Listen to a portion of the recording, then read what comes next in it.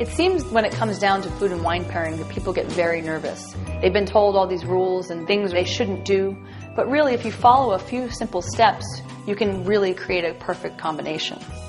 Some of the things I like to do are to take light-bodied wines and pair them with light-bodied foods. For example, a crisp, bright Sauvignon Blanc with a filet of sole. Similarly, you could take a really rich wine, such as a Syrah, and that would pair very nicely with short ribs. It's important, too, to think about the cooking technique that you're using. Chicken can be made in so many ways. If you have something that's poached versus something that's grilled versus a roasted chicken, many different wines could go with those different types of food.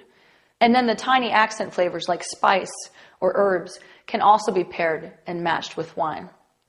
Some of the things to look out for, though, are some of the problem foods. A lot of people are afraid to even try an artichoke with a glass of wine, which to me is terrible. It's one of my favorite foods. If you take an artichoke and cook it the proper way, add a little bit more acidity, then it won't make the wine taste bad.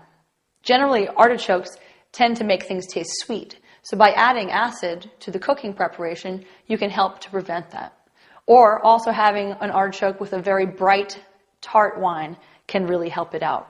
Asparagus tends to have an herbaceous quality, but pair it with a wine like Sauvignon Blanc that has a little bit of an herbal quality itself, and all of a sudden you have a perfect harmonious match. At the end of the meal, one of the most difficult things to pair is actually dessert. Because desserts are sweet, sometimes they can make wines taste overly sour. So what you can do is actually try to make the dessert a little bit less sweet by using bitter chocolate rather than sweet chocolate or milk chocolate. One of the most incredible synergies of food and wine pairing is the famous one, Chateau Yquem and Roquefort cheese.